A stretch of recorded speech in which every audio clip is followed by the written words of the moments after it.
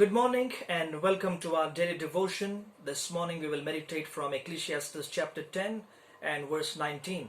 And it says, "A feast is made for laughter and wine makes life merry, but money is the answer for everything." A feast is made for laughter, wine makes life merry, but money is the answer for everything. I'm going to address the theme this morning, revisiting the thrill of money.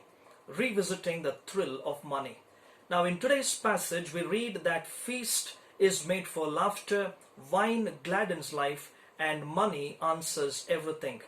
Now, there is a place for feasting, for rejoicing, and being glad as we consume the good things that God brings about our way.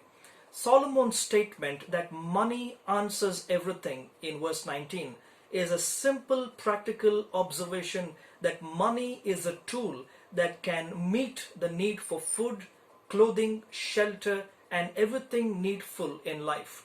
However, many think today that money is the answer for everything, in the sense that money is the easiest way to get everything they want.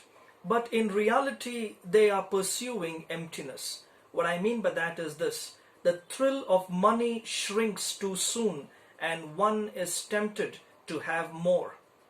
Now, this touches on the question on the welfare state and on the increasingly luxurious lifestyle of many people today. It declares that what makes a nation healthy, despite the weakness of its leaders, is industrious, hard-working citizens who are willing to pay their own way and put in full time in their employment. Now, that is the way to support our government today. Now, if you read this verse 19 in the context of this chapter, you will find that it goes together in unity with the previous verses 16 and 17. So to say that money is the answer for everything would mean that if money will be in short supply, if the habit of feasting and drinking goes before one's responsibilities, money will be in short supply if feasting and drinking goes before one's responsibilities. One cannot deny the fact that throwing up a feast and consuming wine are an expensive affair.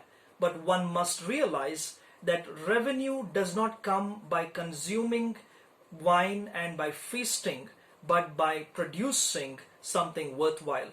That's how revenue comes, by producing something worthwhile. Now, without doubt, God will give us all good things that we need for sustenance and for joy in this life. There is a proper time for everything. God sustains us primarily for us to have strength to follow Him and live the life that He has called us to. And He will be faithful in that endeavor of His. Now, is money the answer for everything? Is money the answer for everything?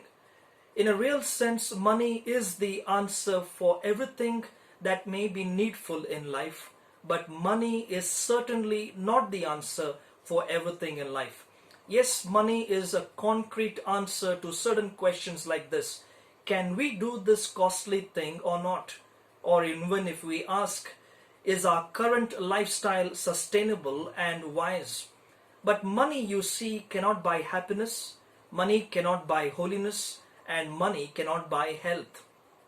Money cannot buy happiness, but it can buy the kind of misery that we do not prefer. Money cannot buy holiness, because holiness is the work of the Holy Spirit. And money cannot buy health, because God's healing is not for sale. Queen Elizabeth said on her deathbed, "All my possessions for a moment of time. All my possessions for a moment of time." Many are trapped today into thinking that money is the answer to every problem. People throw money at their problems today. Just as the thrill of feast and wine is temporary, so also the soothing effect of money withers and one is tempted to have more money. Money is necessary for survival, but the love of money is sinful, because trusting money rather than God will make us spiritually bankrupt. Let's look to God in prayer. Father, there is always a temptation to have the thrill of more money in our life. But Lord, we pray that you help us to understand that it is better to have you than the thrill of money. We do not want to become spiritually bankrupt at the cost of being faithful to you. Help us, Father, to know that you will sustain us and you will provide for us, because you want us to follow you and you love us more than we can imagine. Bless your children, O God, in all their struggles. Help them, O Father, to realize that you will sustain them because you do love them. In Jesus' name we pray. Amen. Thank you for joining us this morning. God bless you and trust Him.